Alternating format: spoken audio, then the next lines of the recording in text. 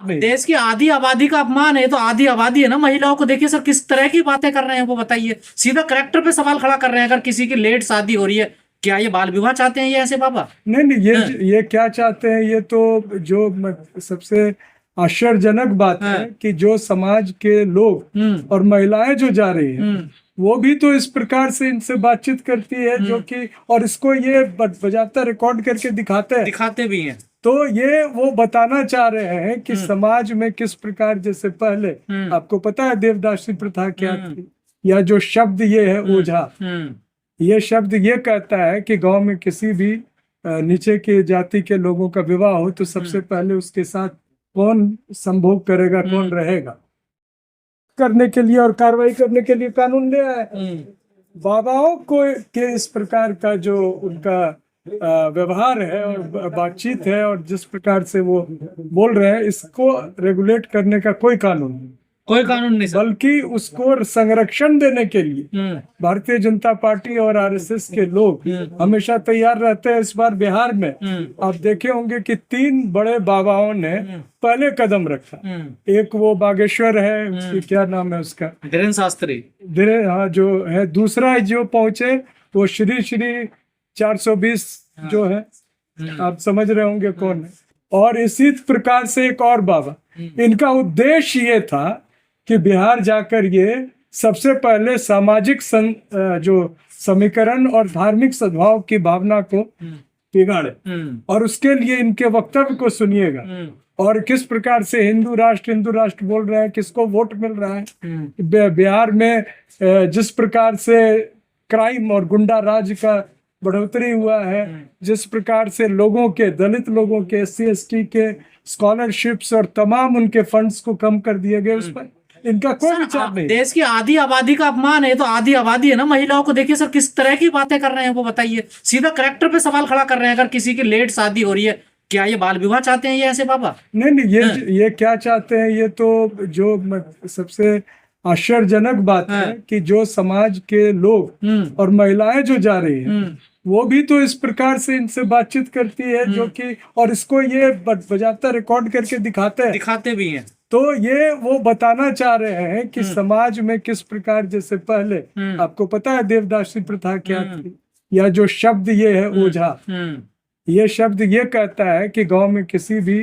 नीचे के जाति के लोगों का विवाह हो तो सबसे पहले उसके साथ कौन संभोग करेगा, कौन रहेगा। इस प्रकार की वो भावना और उस प्रकार की व्यवस्था वापस लाना चाहते हैं, और इनको संरक्षण भारतीय जनता पार्टी और आरएसएस द्वारा मिल रहा है। देश के संविधान का एकदम मजाक उड़ाया जा रहा है। महिलाओं के अधिकार के साथ एक गंभीर खेल खेला जा रहा है, खतरा हो रहा है।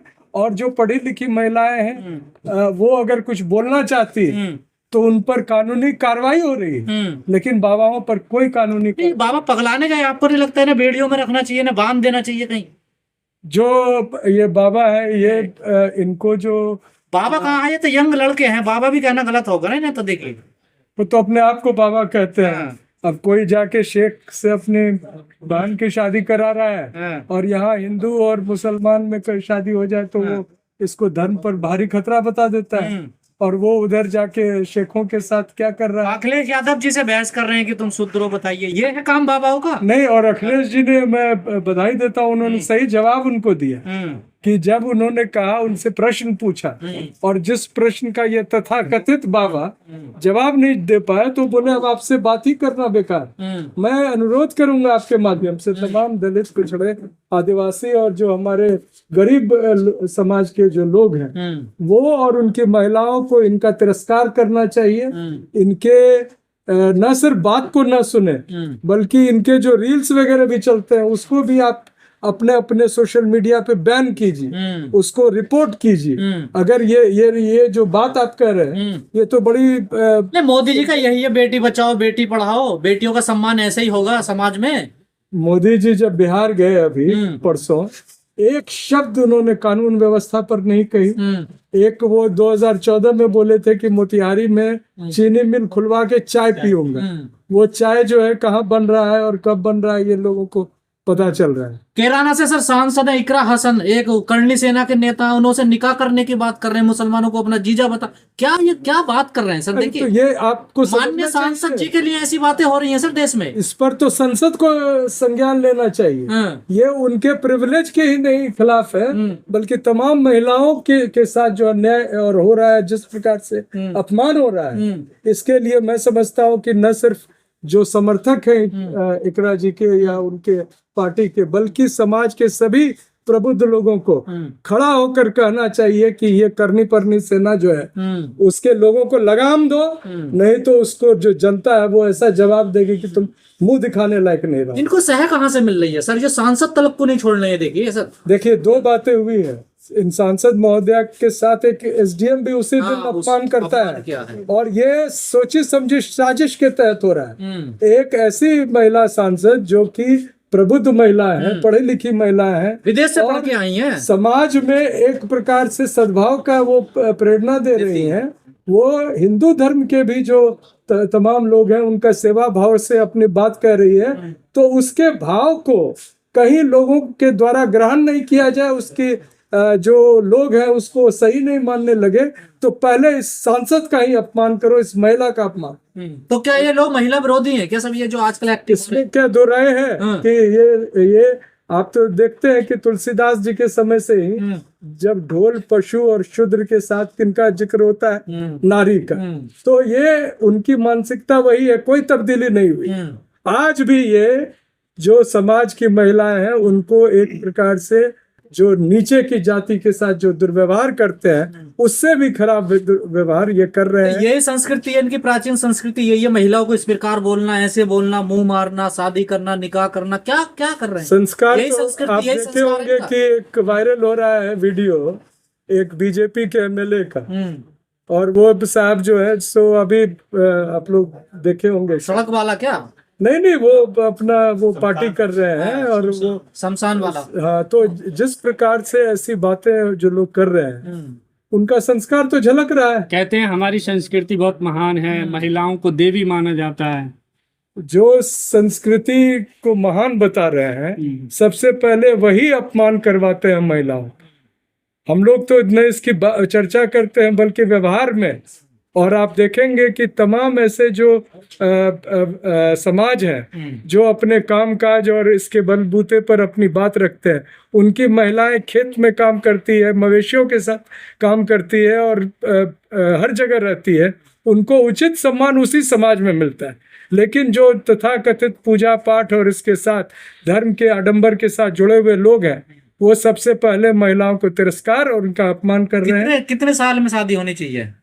इसके लिए तो संविधान में प्रावधान है और उस प्रावधान को माना जाना चाहिए। लेकिन कोई अगर देरी से शादी कर रहा हो तो उसके आप चरित्र पर प्रश्न लगा देंगे और अपने चरित्र का लाइसेंस आप खुद और सर्टिफिकेट जारी करेंगे।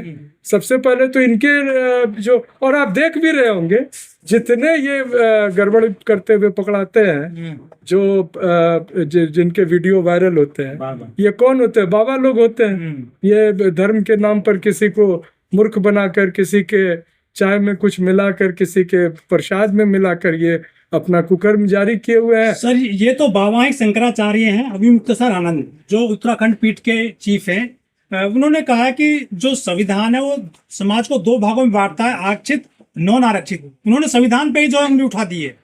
वो तो शुरू से ही उठा रहे हैं। मैं तो अब आप जो मूल प्रश्न आपने किया था, सबसे दिक्कत की बात है तमिलनाडु का। मैं एक केस बताना चाहता हूँ जहाँ वो जो जगत गुरु अपने आप को कहते हैं और क्या नाम है उनका, वो नहीं जो तमिलनाडु में जो उनका वो इंग्लिश में अपना प्रवचन देते हैं, उनकी जो उनकी जो आश्रम है उसमें तमाम जो नाबालिग बच्चियों के साथ जिस प्रकार से किया गया है दुर्व्यवहार, और जो